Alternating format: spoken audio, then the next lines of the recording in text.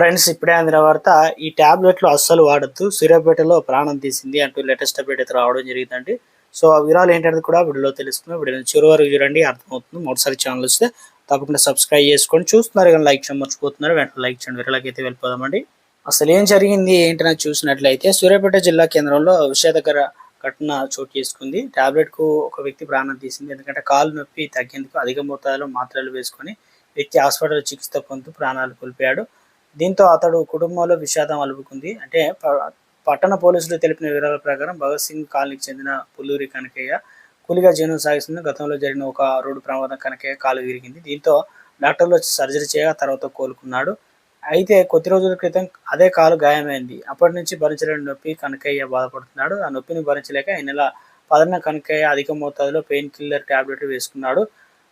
అంటే మాత్రలు వేసుకున్న 2 గంటల తర్వాత నీరసంగా ఉందని కుటుంబ సభ్యులకు చెప్పాడు. దీంతో కుటుంబ సభ్యులు చికిత్స కోసం గవర్నమెంట్ ఆసుపత్రి తరలించగా అక్కడ చికిత్స పొందుతూ మరుసటి రోజు మరణించాడు. అధిక మోతాదులో పెయిన్ కిల్లర్లు మాత్రలు వేసుకోవడం వల్ల కనకయ్య మృతి చెందడాన్ని డాక్టర్లు తెలిపారు. ఘటనపైన పోలీసులు కేసు నమోదు చేసుకుని విచారణ చేపట్టారు. కాగా ఈ ఘటన కనకయ్య కుటుంబంలో తీవ్ర విషాదం చోటు చేసుకుందనమాట.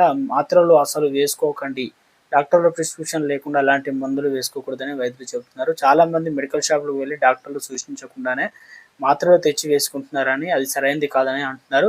కొన్నిసార్లు మాత్రలు అధిక డోసులో వేసుకోవడం వల్ల ప్రాణాలకి ప్రమాదం ఏర్పడే అవకాశం అయితే ఉంది అని హెచ్చరిస్తున్నారు. ఖచ్చితంగా వైద్యులను సంప్రదించి వారి సూచనల మేరకే మాత్రలు వేసుకోవాలని చెబుతున్నారు. లేదంటే అధిక డోసు మాత్రల కారణంగా ప్రాణాలు కోల్పోయే ప్రమాదం ఉందని అంటున్నారు.